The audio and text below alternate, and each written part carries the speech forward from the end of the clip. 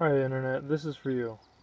We installed the Hott Rod electric water heater in our propane 6-gallon tank. We use the 10-gallon Hott Rod because our tank has the space to accommodate it. The depth to accommodate it. Alright, so as you can see, our Hott Rod is installed in your typical location where your anode would go. But I didn't want to sacrifice the anode and have my tank last shorter than it normally would. So what I did was I put a T up here, I put my anode in there, and then I added my safety valve right there.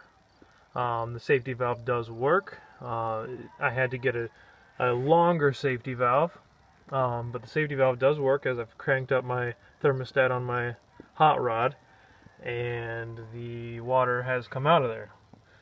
It's at 150 degrees. I cranked it back down to 140, and I haven't had any water coming out of there.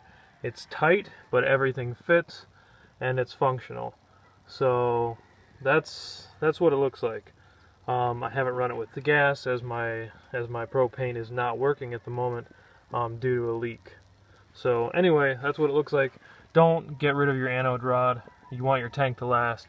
Hang on to your anode rod, and I recommend doing it this way or whatever way, but keep your anode rod, keep your safety valve, and like I said, with the 10-gallon I was able to fit it in here as my tank is long deep-wise, not lengthwise. So that depends on your tank, but this is a 6-gallon with a 10-gallon Hott Rod. Works great. I've got a light switch installed inside. And it's that simple. Keep your anode rod. Alright, peace. Alright, there's the light switch for the water heater. I think it cost me less than $2 at Home Depot. You can go ahead and get the Hott Rod electronic kit if you want, but you're going to pay almost $20 for that. And I just piggyback the power for that right off that power outlet right there. So it comes in. I got it all taped up. It's definitely not up to code, but you're not going to get electrocuted. So piggybacks off that. The back of the outlet looks a lot cleaner than the switch, but I didn't want to use a box just because I wanted to be cheap. Anyway, power comes off that. Goes into our thermostat. Thermostat's installed right there. You know, it just has sticky tape. I'm not a fan of that.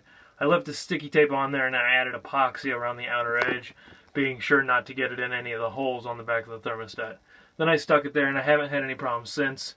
I have had issues with the top leaking. I've since taken it apart, added lots of tape, and then tightened it back up. No more issues. And then the bottom just started leaking today. This has been on here about a week. It works great. I've got hot water all the time. I've got it set at 140. I think I might kick it up to 145, but you know, we'll just see how we go. Anyway, so that's the complete 10-gallon Hott Rod installation on a 6-gallon tank. It's a Suburban tank.